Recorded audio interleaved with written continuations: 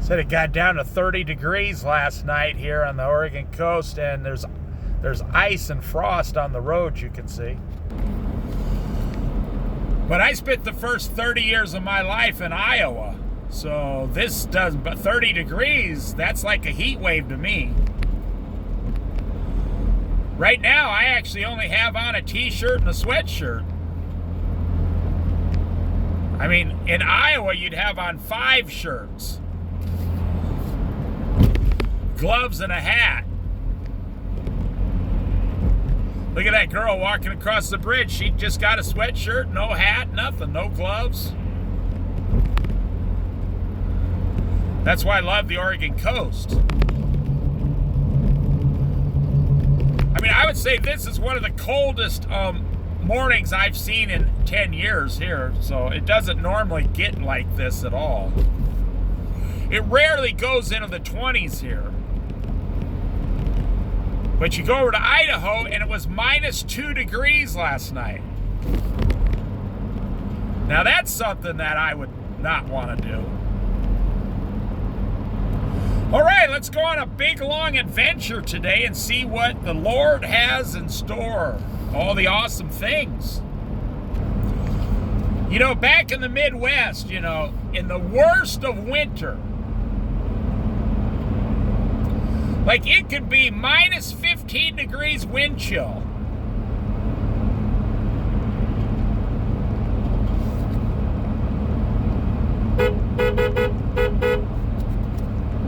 I know that guy coming out of the woods. You think you're doing something? I'll tell you this, that guy lives in the woods.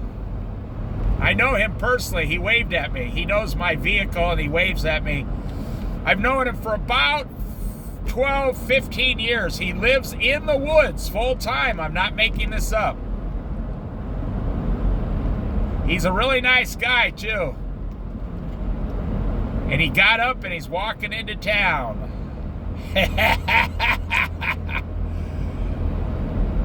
You think, you know, you're freezing in your house. Oh, that was great to see. You think you're freezing in your house with your heater. That guy woke up in the woods today and he's perfectly fine. That's all I'm going to say. He's been out there for a minimum of 10 years. Remember what I said about 2025? It's the year of the banana. 2025, the year of the banana. I've been eating 2 bananas every morning. It's all I eat from when I wake up. I mean, I don't even eat at home. I just take them with me. And before noon, I eat 2 bananas. And so I don't make breakfast, so I'm saving $3 a day eating 2 bananas every day. I would say I'm saving $80 to $90 a month off what I used to do now that I'm eating 2 bananas. That's why I call it the year of the banana. They're healthy, they're almost fat-free, they're full of all kinds of great things for you, vitamins, minerals, micronutrients, potassium, fiber. They're water-soluble, on and on and on. And I've trained myself in about 3 weeks now. 2 bananas keep me full for 4 hours until, you know, like 1 o'clock in the afternoon. Yeah, so that guy's been living in the woods for at least 1 decade. I'll just put it that way. I don't want to tell too much of his personal business. And it's 28 degrees, and he was smiling and waving at me. You think, oh, I can't do it, you know. I only have, you know, $50,000 in a brand new car. I can't fulfill my dreams and goals.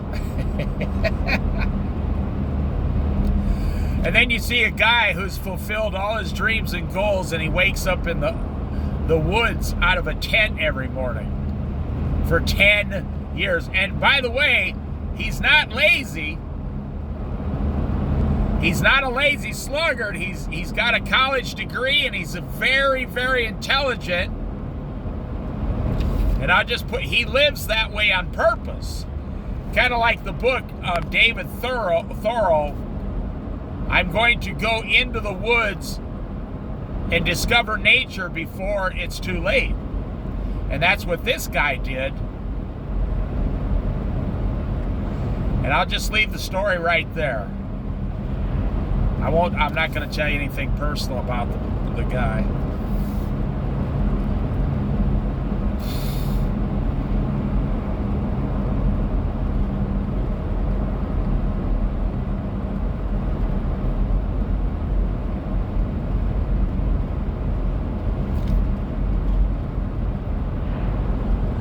There are people living existences that you can't even imagine in your wildest dreams. And they are perfectly happy. You say, well, where does the guy get his money? Well, I'm not going to tell you. So, I don't tell people's business like that. Banana, banana, hoo-ha, banana. Chomp. That banana was good. If it would have rained last night, we'd have like 5 inches of snow here this morning. But it did not rain, so that's good. Look at that plane up there. I don't know if you can see it. It's way up there.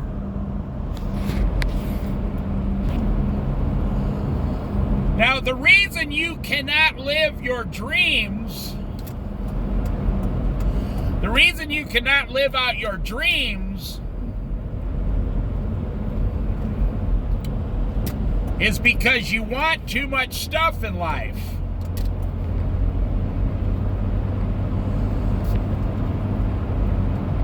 The only reason people have a big house is because to fill it with a bunch of stuff.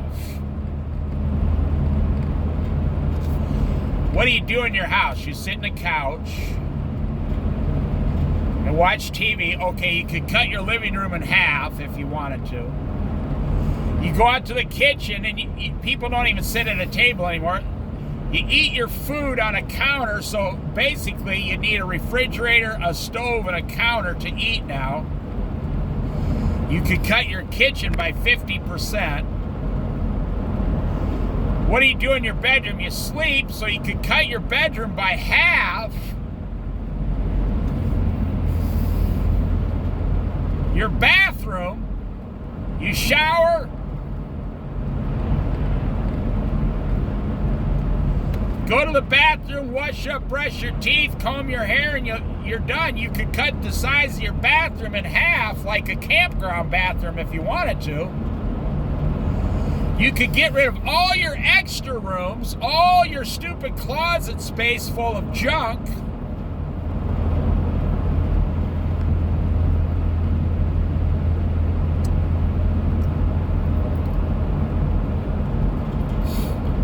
That's what I'm saying. Why would a normal, rational 28-year-old couple go out and buy a $450,000 house today?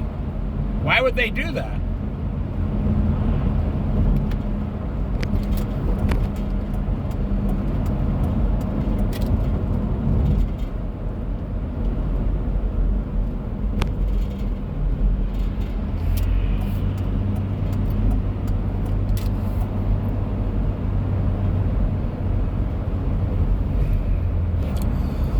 Because we've all been trained to be commercial accumulating machines.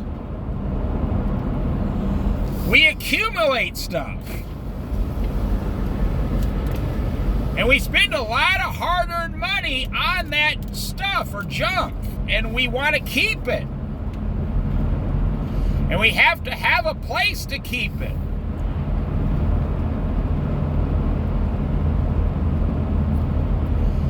You know, every person I've ever known who has downsized their life by 50% of your possessions, 50% of your house, 50% of your car, 50% of all your debts. Just cut them in half.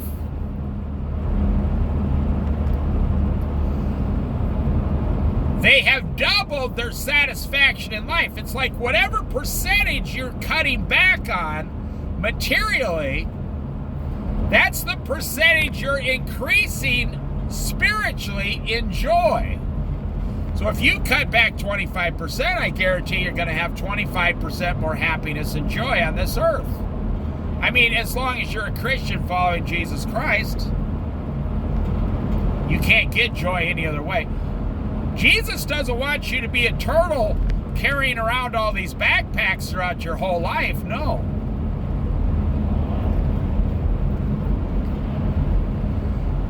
Jesus wants you to be more like a sea turtle.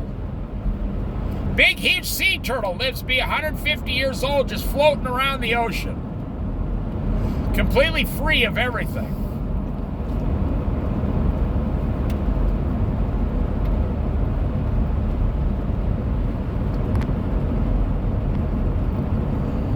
So in this society, you know, I keep telling about this on this channel, but we've all been trained.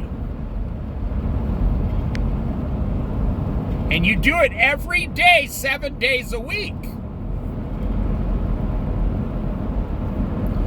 You get up in the morning and you think, I need to buy something today. Well, my friend there that lives in the woods, he doesn't buy anything. And it's not because he doesn't have money. He is what you would call a minimalist, and he's that way on purpose. He chooses to be that way.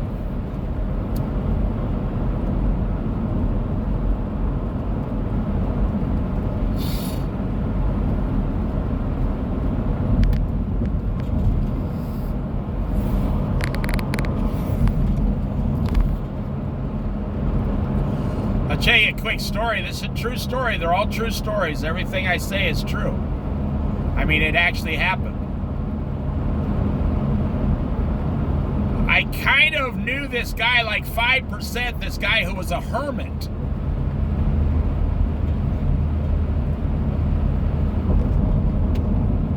And he had no place. Sometimes he lived in the woods, sometimes he lived down by the river.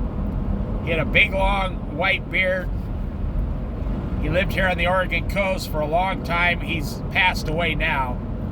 But he was a hermit on purpose. And he had full Social Security, everything. He had a lot of money in the bank. But he didn't have a bicycle. He walked over. He didn't. Look at this hawk right there. Right up in that tree. Look at that hawk right there. Oh, that was beautiful. That's the third hawk I've seen in the last 10 days. That means it's going to be a early spring. The hawks usually don't come back in January, so the fact that they're back by the second half of January already, they're coming up from Northern California. And I saw 2 eagles here already, which really shocked me. So we're going to have an early spring as far as temperatures go. It's going to warm up here in February for sure. But anyways, this hermit,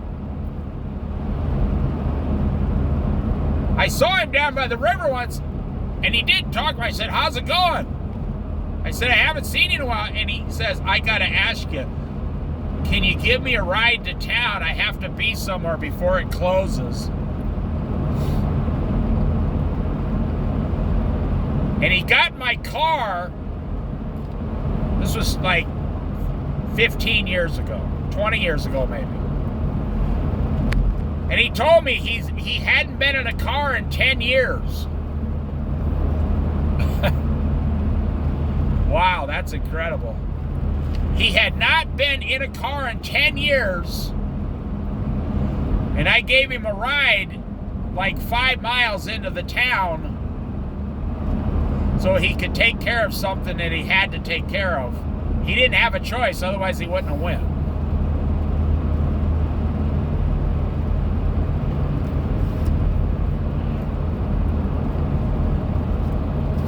it's really interesting having a guy in my van who had not been in a vehicle for 10 years, and I was doing about 27 miles an hour. I was going slow on purpose because 27 miles an hour was like being in a rocket ship to him. You could tell he was like a little overwhelmed that I was going a whole 27 miles an hour. I even told this old hermit guy, I mean, he was like 30 years older than me at the time.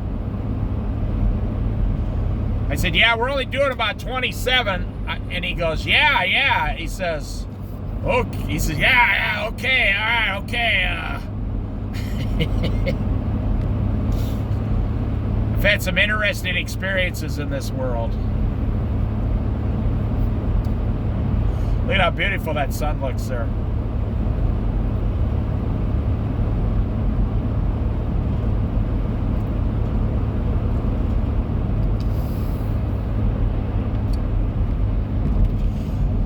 Well, you think, well, it's just an old hermit. See, we judge everything by today's technology. You know, a car can go 100 miles an hour, no problem.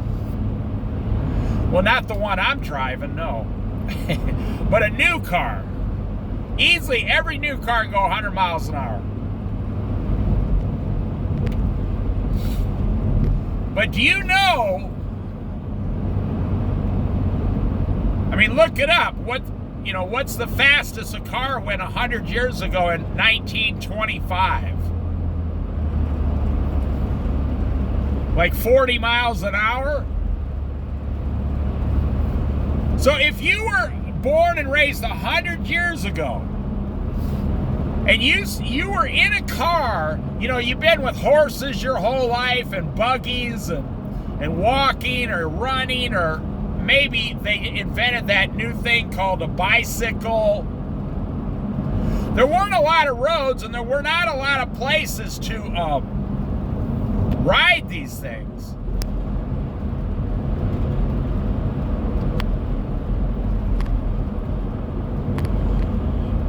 The bicycles back then used to have wooden tires or metal tires.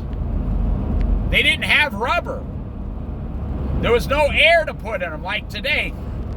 And you had to ride across, like a cow pasture and pedal across these places.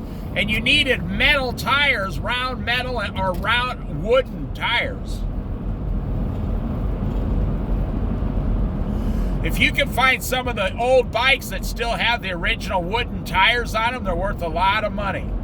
The wooden spokes, they're worth quite a bit of money. Doesn't matter what condition they're in, a lot of cycle enthusiasts want to buy them.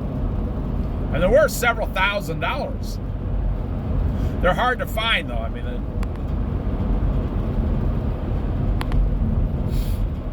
so if you grew up that way and now you're in a car that Henry Ford, now this was before the Great Depression, so you're in a car that finally broke the 40 mile an hour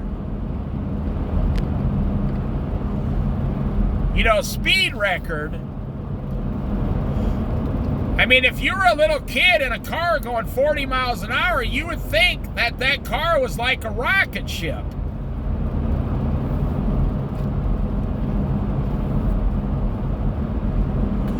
And then you look at these jets, we have in the military today.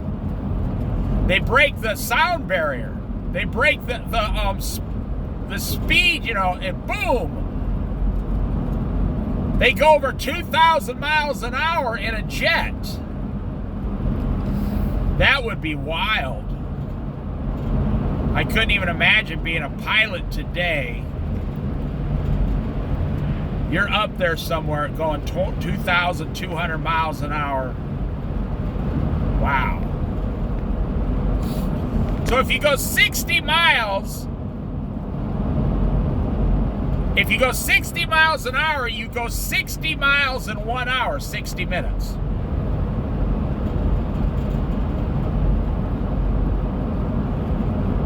So if you're going 2,000 miles an hour,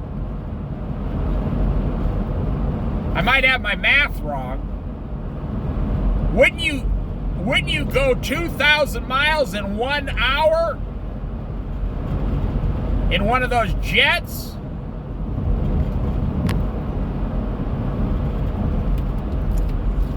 So you would go from the Oregon coast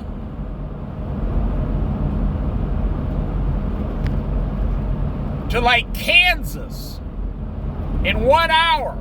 Wow. That's incredibly fascinating. I wouldn't want to do it, but I'm saying it's fascinating. That's what technology is today.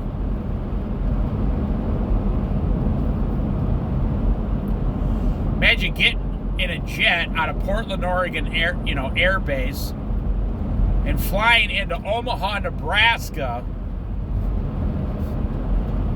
in 1 hour, 2,000 miles an hour. Now, I don't know if you can even go 2,000 miles an hour for an hour with all the fuel and everything. I have no idea how that works. I've only flown like 3 times in my life. I don't like to fly on planes. I mean, it doesn't bother me. I just don't like it. There was someone in a broken down motorhome on the side of the road.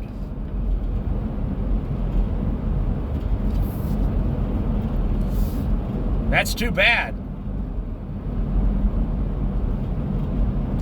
Those people, they live in those motorhomes and they don't take care of them. They just drive them until they completely stop running. Then they get out and leave it and just, I don't know, hitchhike back to California or wherever they were from.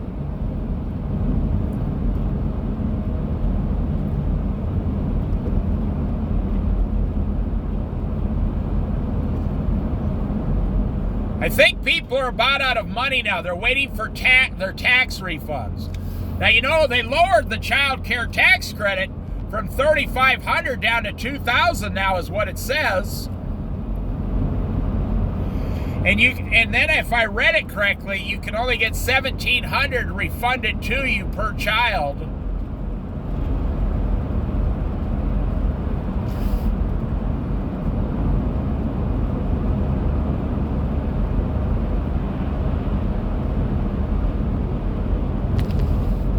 So I gotta kind of laugh, in society here.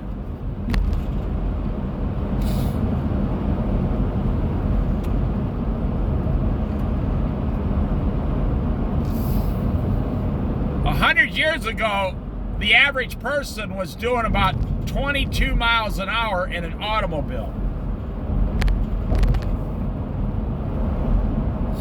And now today, everybody's tailgating at 70 miles an hour because they can't get somewhere fast enough. And I'm telling you, this is a Christian channel. I'm telling you, it's a trick of the devil to ruin your life.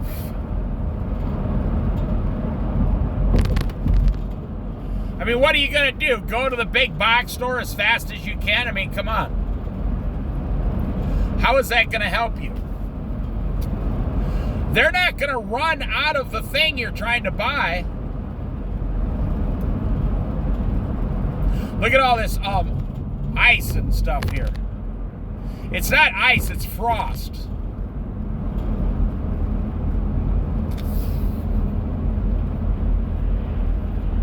Now these people are living in a motorhome full time.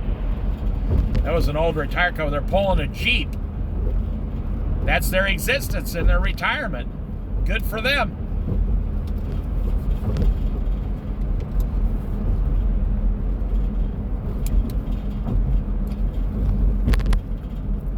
They said that 60% of all real estate in America is owned by baby boomers. And in the next 20 years, they're going to be selling it all. And they said it adds up to $7 trillion.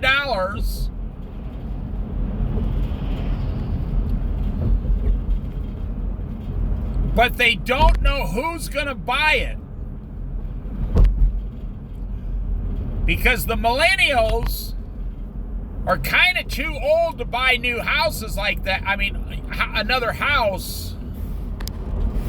You know, you don't want to go buy an expensive house at age 55 years old as a millennial. So Gen Z, their grandkids, they're not planning on buying $7 trillion in real estate.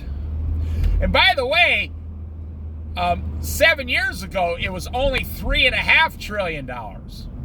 But because all the houses in America have doubled, now it's $7 trillion in real estate that the baby boomers own.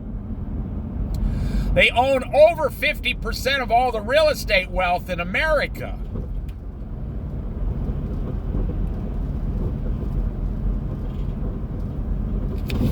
Let's see how much this motorhome is here. I'm curious. It looks like it's in pretty good shape for its age. It's a Tisha. I'm going to get out and just check the price here. Maybe I'll be living in this by nightfall. Holy smokes, there must be something wrong with it. They only want $2,000 or best offer for this. It says runs great. Well, that doesn't mean much. If you need just brakes, it's going to cost you $2,000 on that motorhome to put them all on correctly, and new brake lines, everything. They only want $2,000 for that motorhome. The body's in fantastic shape. There's a guy in a Jeep on the other side. He didn't even see me. I think he's selling it. He must have someone coming to look at it right now. That was a nice motorhome for $2,000, but not if you have to put $12,000 into the engine, the transmission, the rear end, the front suspension, all the brakes. If you have to do all those things, it's not worth it. Look, I'm in Reedsport, Oregon. There's a person laying on the ground right there. With all their possessions, they're laying on the ground.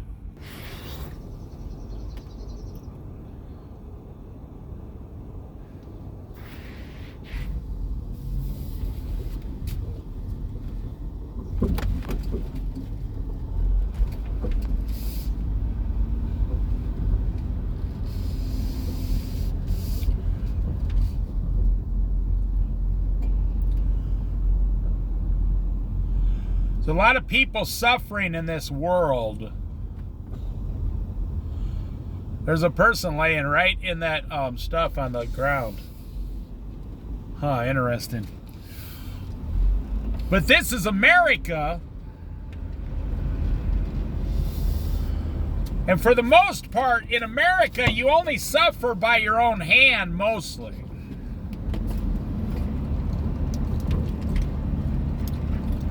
I mean, there's people suffering by other people, but that's a small percentage of the entire population.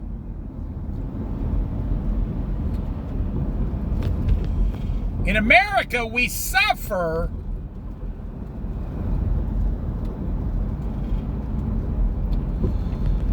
because we do things we're not supposed to do in America.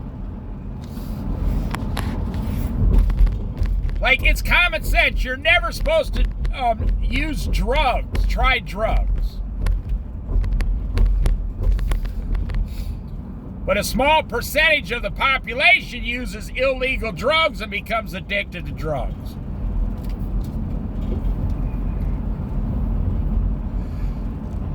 And so then you suffer for, many years.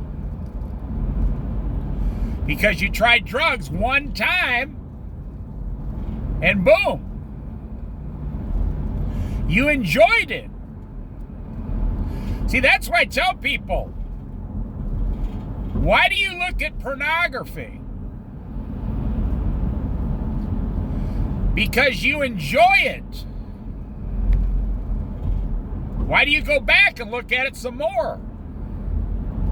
Because you enjoy it. You like it. Why do you smoke cigarettes? People like to smoke. I think in today's society, we take that part of sinning and that part of harmful behavior. Let me say that again. We take that aspect of harmful behavior out of the equation.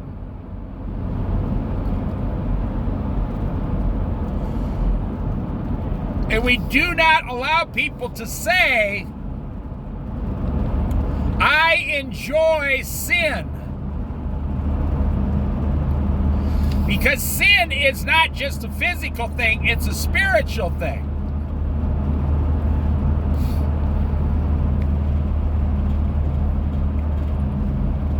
I met a real honest guy once. I asked him at the Salvation Army I was working at a long time ago. I said, why do you do drugs? He says, because I like to. He said, I like getting high. He said, it was some old guy. He says, I got no problem with getting high, man. He said, it's what happens to me after I wake up. That's where all the problems start. That's what, in America, we are so blessed that you can have everything you want in this country, and then you can have all the things you don't even need, like alcohol, pornography, drugs, committing adultery, sleeping around, movies, big TVs. Now, I'm not done. You can have all that stuff, and then you can still have several addictions on top of all of that stuff. It's kind of like in the old days, people would make cake,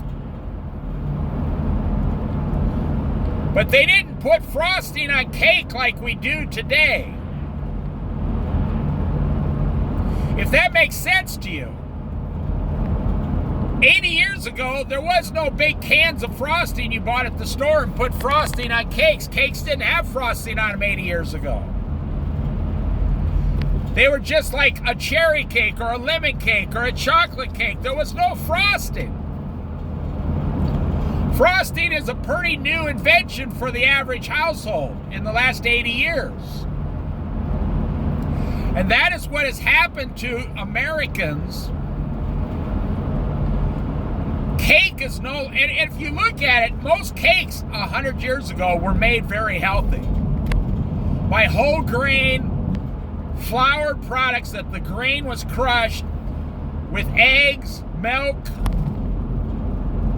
some buttermilk, and then like real lemon in there or real strawberries or whatever. That was what cake was made out of. But we are so spoiled today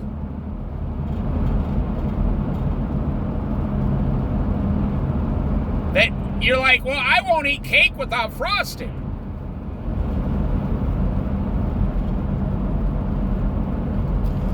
I saw an old lady once, and when I say old lady, that means, 50 years ago when I was young, and she was like 80 years old. And she ordered some cake at a restaurant and took her knife and scraped all the frosting off the cake onto the plate, and then cut the little piece of cake in half and gave half to her daughter, and she could only eat half of a piece of cake with no frosting. And I said, why aren't you eating the frosting with that cake? Because I was a little kid and I thought that was the craziest. Why would someone waste good frosting? I'm 8 years old, 10 years old. The only thing I liked was the frosting. And this old lady said, well, I grew up in a time where there was no frosting. And frosting, I never ate it ever, so it's too rich. I can't take it. It's too much, too rich, too sugary.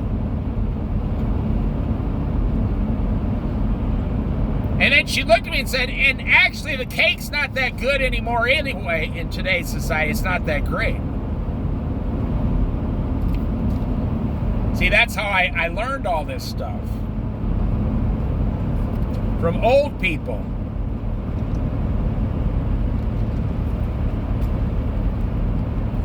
So in America, we have the right to have everything you want if you're willing to work, or even the government will give it to you for free. Food, water, clothing, a place to live, shower, go to the bathroom, and transportation, and a cell phone, and the computer. But today, we want everything else, the frosting on top of life. Everything we do in life, metaphorically, has to be covered with frosting, or we don't want it. I mean, you go to like McDonald's, everything is buy one, get one, another one for $1. Why? Remember when you were younger, you just buy one and eat it, just one. Well, now they give you 2 of everything, so you're eating 2 of everything. You're not just eating 1 Egg McMuffin, you're eating 1 and then 1 for $1. So it's sitting there, you're like, okay, now I gotta eat 2 Egg McMuffins. You know, my grandma never ordered French fries or potato chips, ever, really, in her life. She would walk into a restaurant, sit down in a little coffee shop, you know, because I grew up in some small coffee shops where, you know, they could seat like 28 people. And you're all crammed into these small booths because everybody was skinnier back then. As a little kid, I was so skinny I could crawl. If I wanted to go to the bathroom, the adults wouldn't move. You would crawl down between the table and their legs and crawl out and use the bathroom.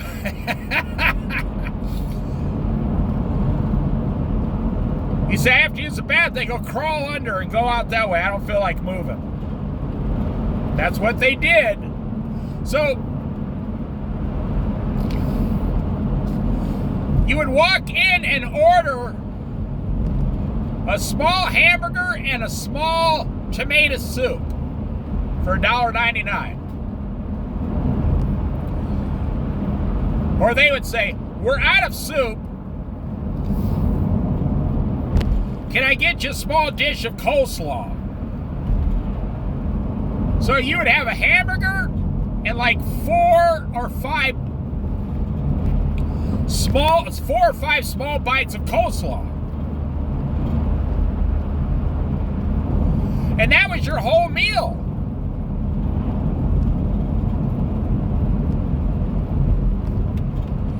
And then what do we do? My generation invented chili French fries. My generation invented the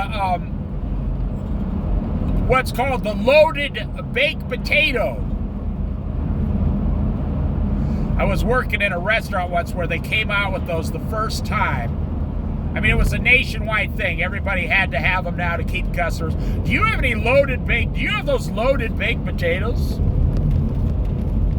They would get large potatoes and bake them, cut them open, butterfly them open, and cover them with liquid cheese, sour cream, bacon. Some of them had sausage in them. Oh my goodness. And then they put a couple pieces of broccoli in there to make you feel better. And it was a way to, you know, back then a baked potato cost 49 cents. But a loaded baked potato cost $2.49. It was a big, huge expense. Today, you can go to some restaurants and get just a loaded baked potato for $9.95 on a big plate, and you couldn't finish the whole thing.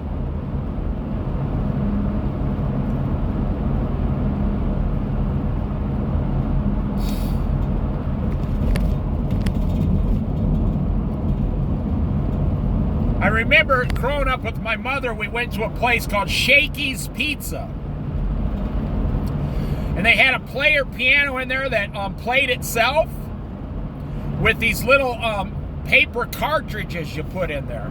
And you put in like a quarter and the thing would play the songs off these little paper cartridges.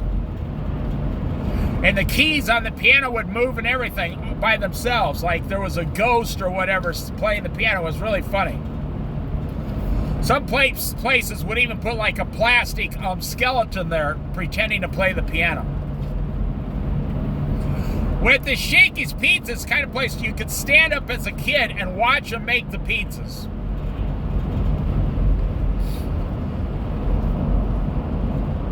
And it was on Fridays they had like a pizza buffet. They were one of the first ones to ever invent this. I was like 12 years old. My mom was like 35 years old. And she'd take me down to the Shakey's Pizza buffet.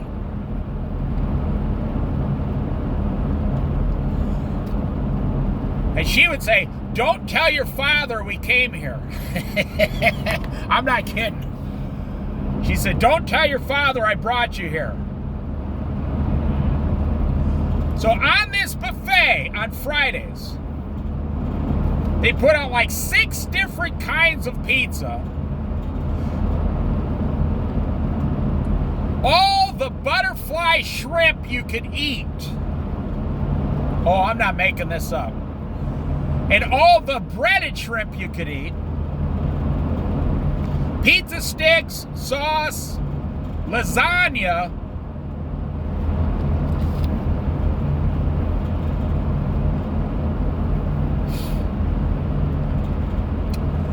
And that included your drink. It went on and on and on, this buffet.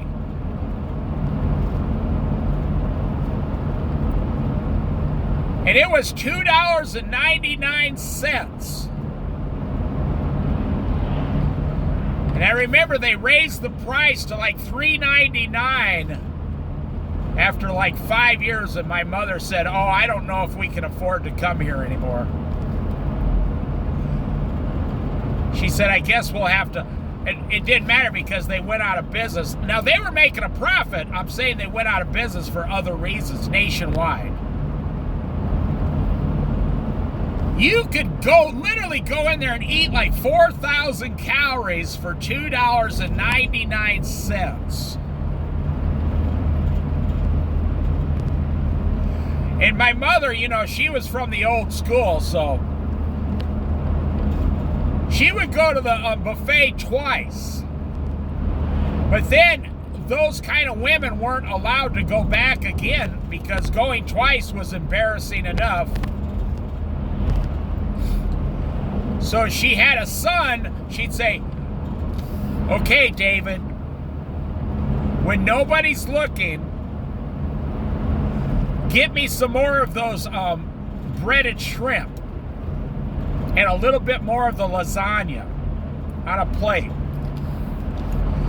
And I would say, "What's the big deal? I mean, it's all you can eat."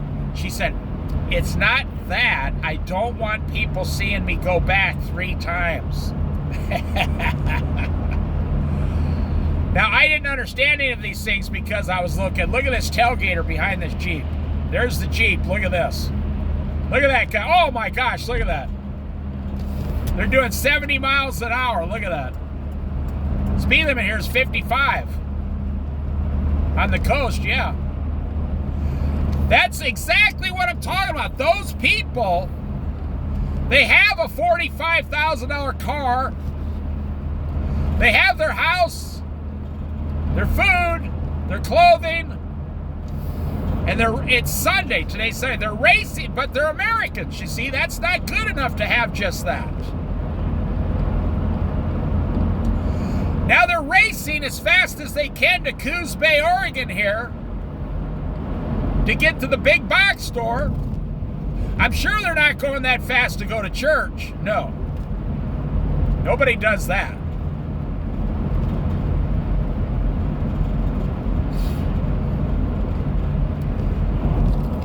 And now they're going to go to the big box store, and that won't be good enough either. Now they got to go and buy some stuff, and then when they get out of the big box store, they have to go eat something at the drive-thru.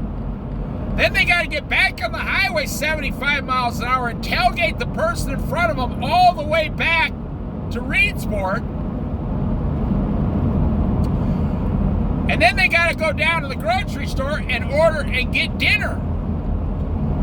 And get a big fried, 8-piece fried chicken.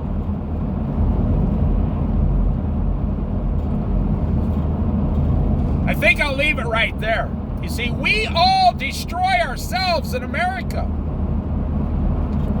There's nobody holding a gun to your head making you do these things in America, no. You can just call 911 and make them stop. In other countries, you have to fight for yourself. In America, you just pick up the phone and 20 cops show up and help you.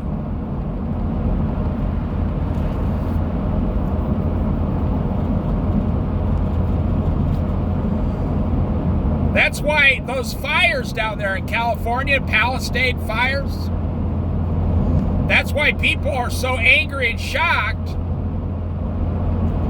The firefighters ran out of water. That's one of the main reasons that they had so many disasters, houses burned down. They ran out of water. I listened to the firefighter calls. They had it on a radio of what actually happened over 3 days. The firefighters were calling and saying, has anybody figured out how to get more water? Can we get some more water down here? We're out of water. Houses are burning down and we don't have any water. One of the biggest cities in America, Los Angeles, and they ran out of water.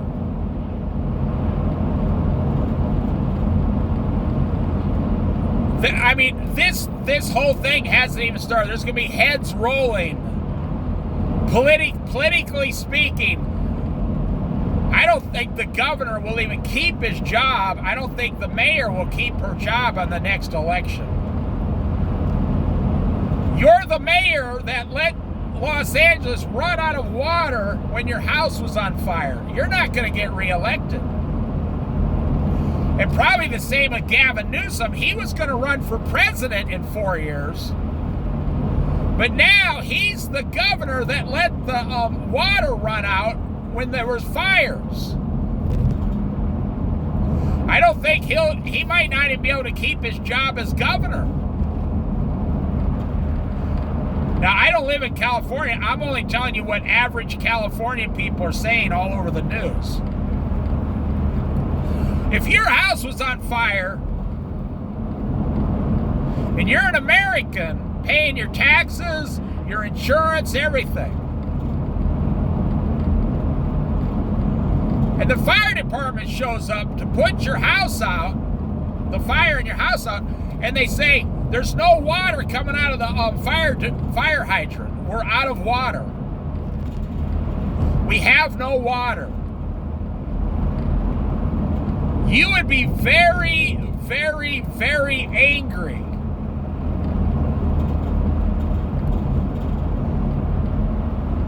There's someone living right there.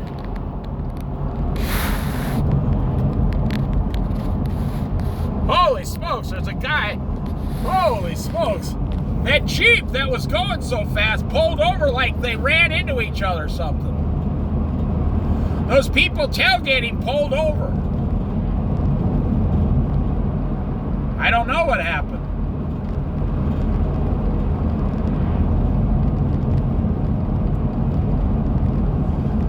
This last week I saw at least 15 policemen pulling people over on the Oregon coast. They're having some kind of like they're checking for seat belts and all that right now. And I saw 15 people at least get pulled over between Coos Bay, Florence, and all the way up to Lincoln City, around 15 or more. All getting tickets.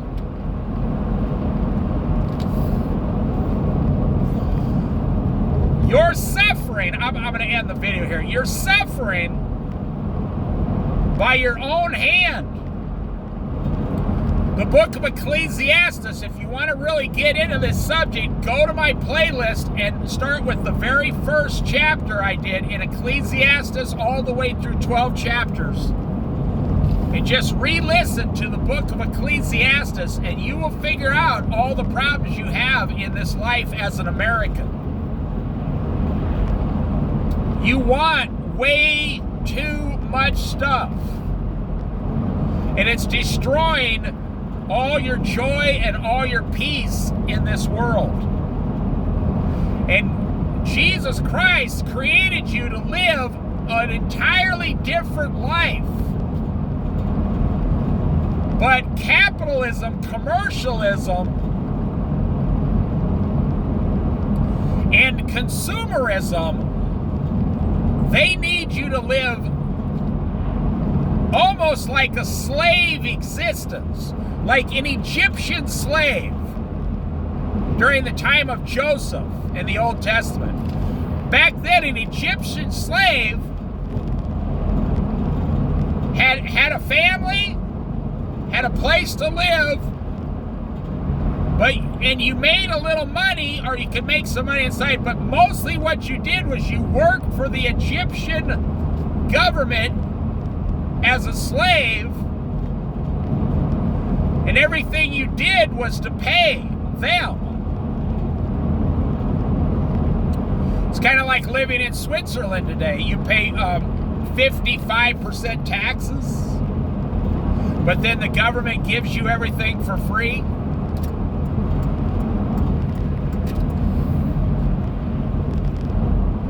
Now, in America, you don't think you're a slave because you don't pay high taxes. Well, the reason we don't pay high taxes is because we don't get a lot of free stuff, but now we're $40 trillion in debt. There goes that same guy that was pulled over and running fast with everybody else. So as you see, he didn't get any further ahead than I do. I'm driving 50 miles an hour, and I was ahead of him.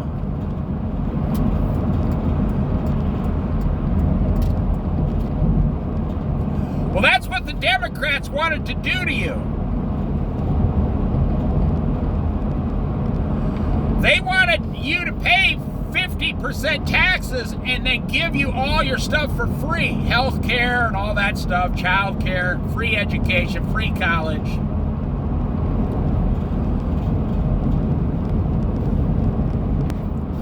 But the Republicans say, we want lower taxes,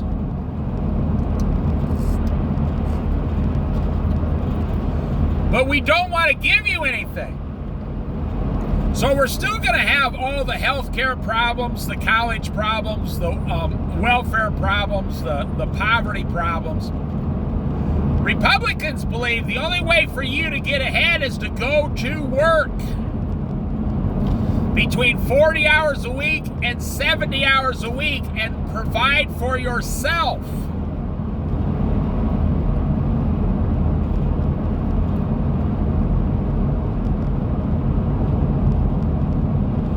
You see what Donald Trump did already? I mean, they still got to vote on it, but it's probably going to pass.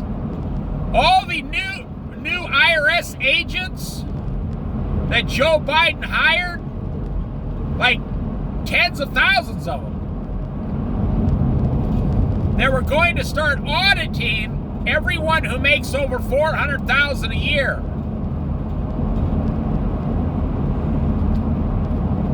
So Donald Trump, they just introduced a bill this week, but it'll most likely pass.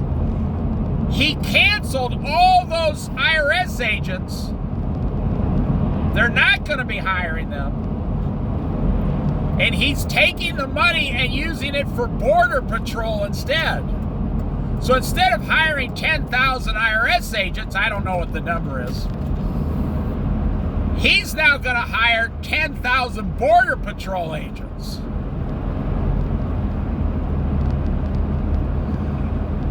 And he gets inaugurated on Monday, and on Tuesday, we have a nationwide immigration sting all the way across America that's going to start gathering up illegal immigrants by the thousands every week. It's happening right now.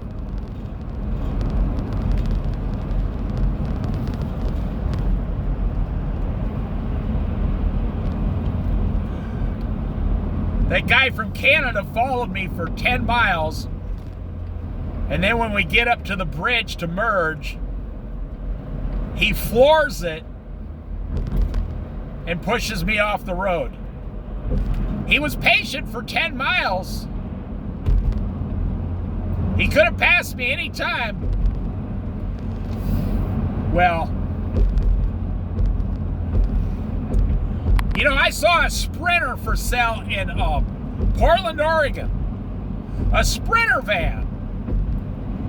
$280,000 for a van. Wow. Now he's probably in a $190,000 Sprinter right there that passed me. $280,000 for a van that you can sleep in and poop in. I'm just going to say I could do both of those things for a lot less than $280,000.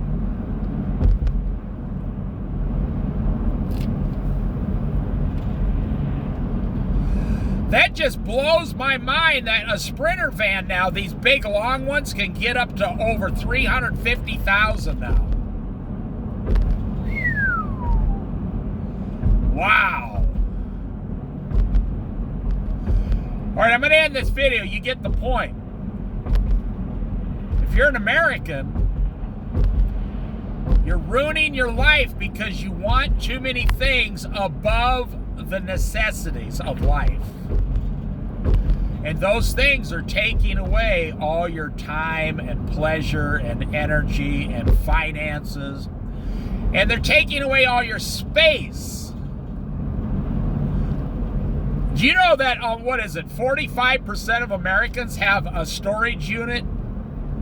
Still, in this society today, they have a 3-bedroom house, a 2-car garage, and a storage unit for $150 a month because they have so much stuff, it won't fit in their house. They have to they have to pay $150 a month to store the stuff that they don't really want, they don't need it, but they emotionally cannot get rid of it.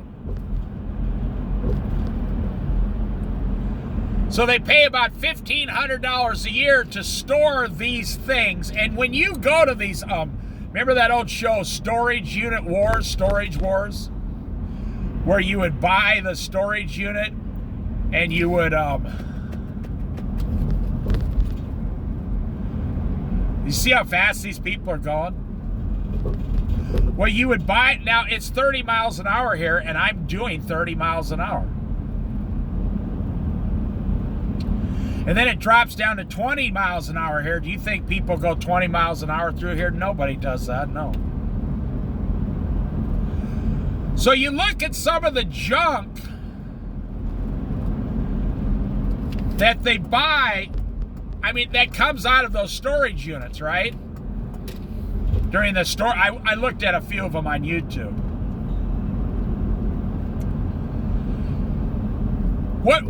It wasn't interesting to me how much money they made or didn't make. I don't care about that. I was interested in what people were actually spending money to store. What were they storing?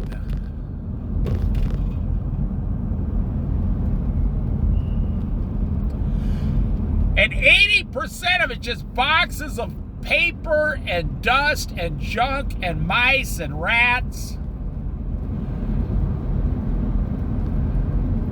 And you're paying all this money.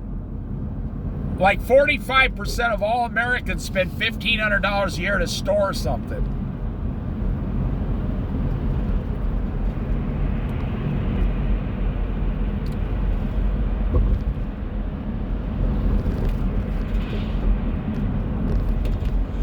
But as you see, nobody's learning anything to change. See, look at here. Pancake Mill. That parking lot is packed because it's Sunday. And we're going out after church to get the pancakes. It's almost like America has been stuck doing the exact same thing since the 1980s, the 90s, the 2000s, 2010s, and now the 2020s. It's like there's certain things that never, ever change. Now here's two sports cars racing each other. Look at that, see? Here comes three of them. They belong to a little sports car club. These guys buy these little four-cylinder cars. Here comes another one, four of them right here. They're all together, see, four of them. Now here comes the fifth one. He's got a cool one though, number 5, look at that. He's got a little fast, boy, I don't even know what that thing is. So they got 5 little sports cars in a row driving up and down the coast. I see this all the time, yeah. And they're ding, ying, ying, ying, ying, ying. Ying, ying, ying, ying, ying, ying.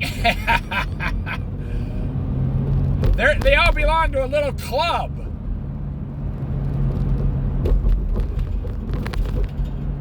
It's become very popular amongst young people to like street takeovers with your cars and stuff. And the police show up and arrest like 10 people and tow like 10 out of 50 cars, and the rest take off. And it happens in Portland, Oregon all the time now.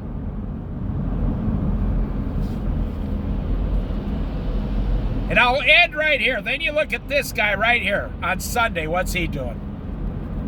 He's working, and he's probably making $250 today working. That's why I say life is a choice. You don't have to own all that stuff. You don't have to have a storage unit. You don't have to have a 3-bedroom, 2-car garage house. You don't have to have all your money sitting there doing nothing. Life, everything's a choice.